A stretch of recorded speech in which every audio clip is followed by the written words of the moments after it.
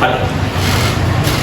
අයිබෝන් පුතේ අපි අද කතා කරන්න යන්නේ කෝණ පාඩම. අත වසරේ කෝණ පාඩම. හරි. හරිම ලේසි පාඩමක්. හරි. 6 වසරේ ඉගෙනගෙන තියෙනවා. හරි. අපි බලමු කෝණ පාඩමේ මොනවද අන්තර්ගත වෙන්නේ කියලා. හරි. කෝණ පාඩමේ තියෙනවා අර ඊයේ පාර වගේම මේ ටිකායි මම මතක් කරනවා කෝණ වර්ග කිරීම. මොනවා වර්ග කිරීමද? කෝණ වර්ග කිරීම. කෝණ මොනවාද වර්ග? කෝණ වර්ග කීපයක් තියෙනවා. හරි. අපි කෝණ වර්ග මොනවද කියලා බලමු. හරි. ඊට පස්සේ කෝණයක් මුලින්ම ඊට පස්සේ මම කියනවා කෝණයක් කොහොමද සෑදෙන ආකාරය, කෝණයක් නම් කරන්නේ කොහොමද, කෝණයක ශීර්ෂය කුමක්ද, කෝණයක බාහුව නැත්නම් බාහු කොහොමද ගන්නෙ, බාහු කොහොමද නම් කරන්නේ. හරි. ඔන්න ඔය ටික යාද වෙන්න. හරි. මේ වීඩියෝ එක ඇතුලේ. හරි. ඊට පස්සේ කෝණ මැනීමට ගන්න කෝණ මැනීම. හරි. කෝණ මැනීමට ගන්න උපකරණය කොටස් ටිකක් තියෙනවා අඳුර ගන්න. හරි. ඒ කොටස් ටිකක් මම කියා දෙනවා. හරි. කෝණ මැනීමයි කෝණ ඇඳීමයි අන්තිමේදී කියා දෙනවා වෙනම. හරි. ඒ නිසා ඒක ඉතින් කවර් කරගන්න. හරි. වීඩියෝ එක බලන්න. අයි මේක පන්තිදිත් වෙනවා. වීඩියෝ එකේ මේක දෙපාරක් කවර් කරගන්න. කෝණ ඇඳීම කෝණ මැනීම ඒක පන්තිදිත් ළමයට මම පිළිවෙලට කියා දෙනවා. හරි. දැන් බලන්න කොහොමද කෝණයක් හැදෙන්නේ. පළවෙනියට එකක් බලන්න. පළවෙනියට බලමු කෝණයක් හැදෙන්නේ කොහොමද කියලා.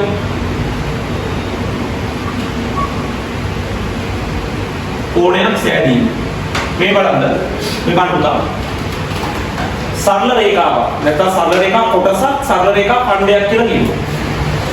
තවත් සරල රේඛා ඛණ්ඩයකින් කපාගෙන ගියාට පස්සේ මේ සරල රේඛා අතර සහ පිටුම් තියෙනවා. හරි. සරල රේඛා අතර හැදෙන එකට කියනවා අපි කෝණයක්. අනිවාර්යයෙන්ම සරල රේඛා ඛණ්ඩ දෙකක් වෙන්නු. හරි.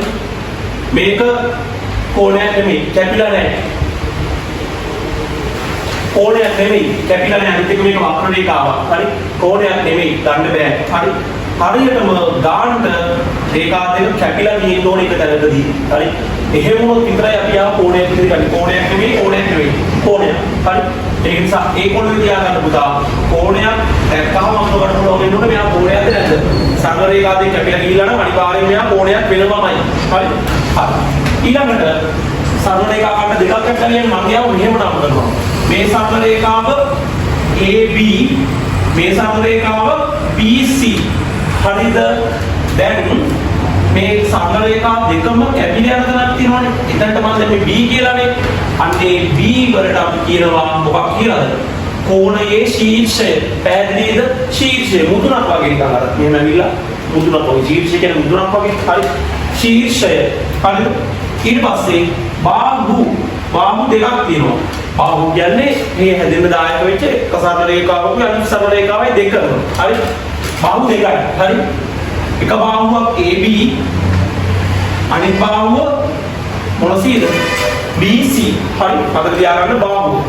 ඊට පස්සේ කෝණේ නම් කරන්නේ කොහොමද කියන එක බලන්න. කෝණේ නම් කිරීම. හරි. මේ බලන්න.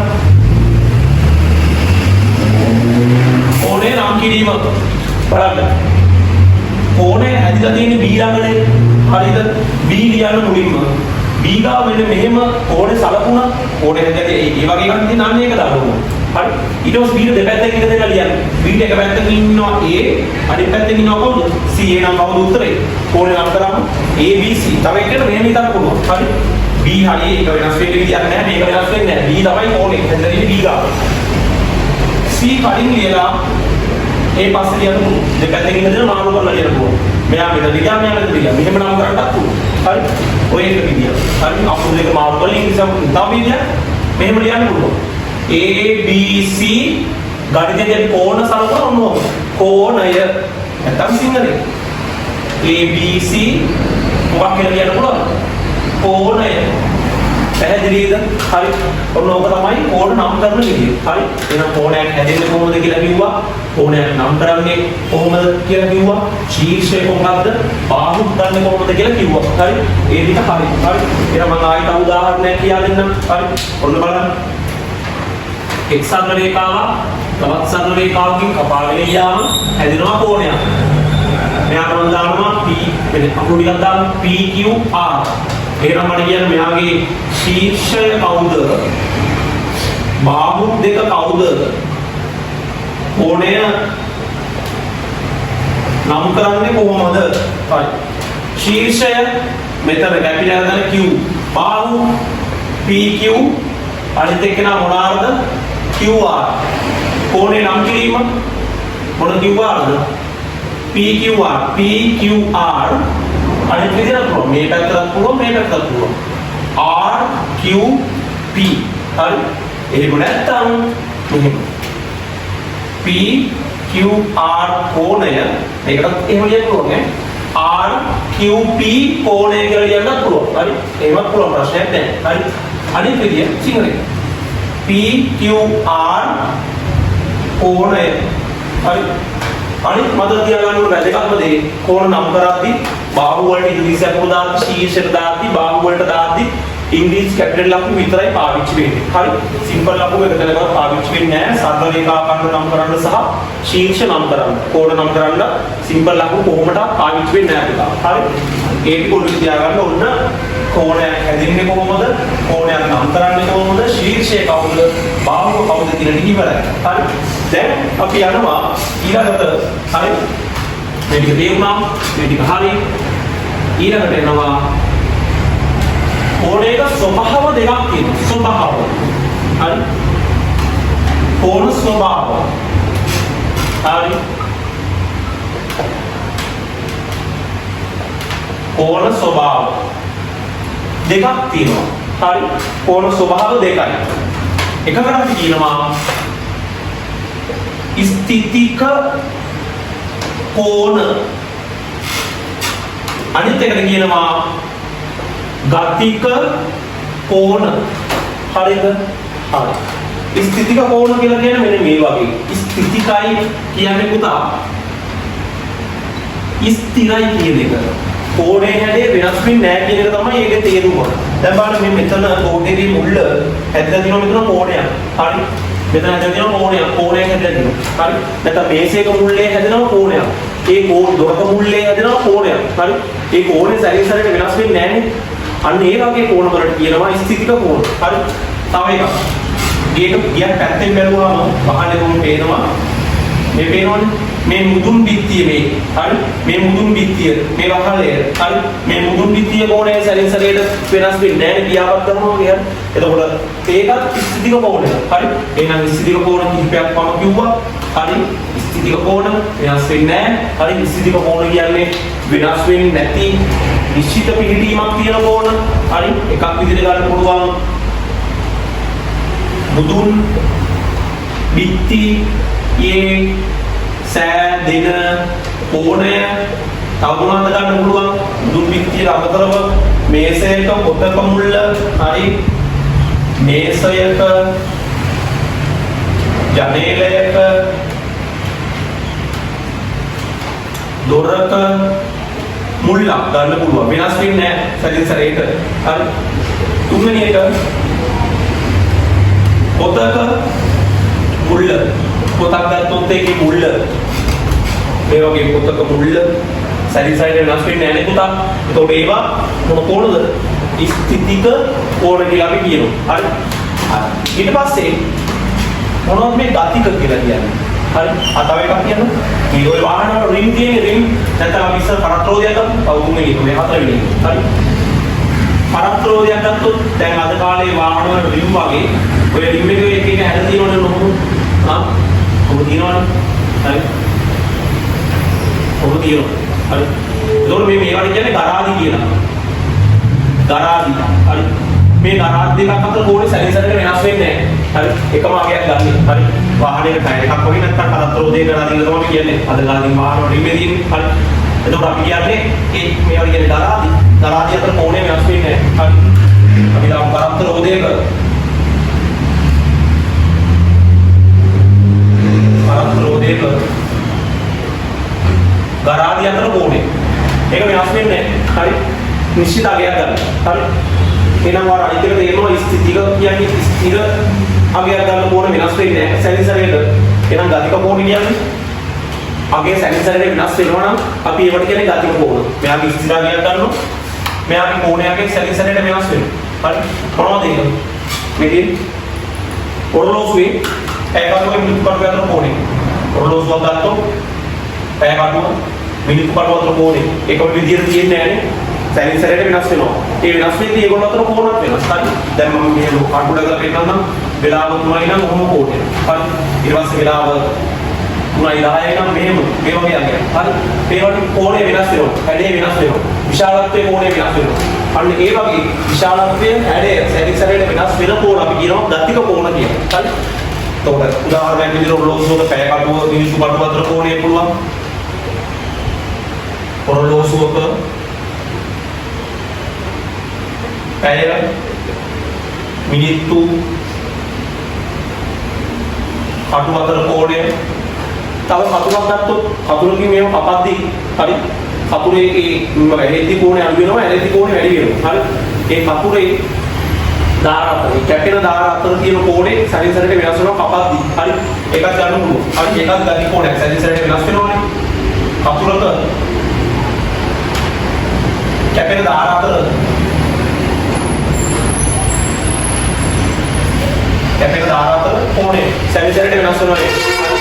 ඊට පස්සේ දොරක් පරිදි වහන. ඒ කියන්නේ දොරක මුල්ල නෙමෙයි දොරක් පරිදි වහද්දී ඉතින් උළුවස්ස හරි උළුවස්ස මෙහෙම තියෙනවා.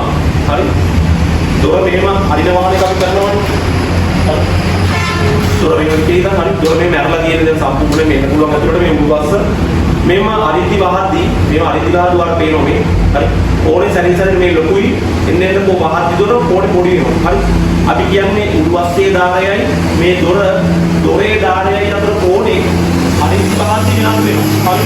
එහෙනම් මේකක් ගන්න පුළුවන්. තුන්වෙනි එක. උළුවස්සේ දාරය සහ උළුවස්සේ දාරය සහ දොරේ දාරය අතර කෝණේ අරිදි වහද්දී වෙනස් වෙනවා. හරි.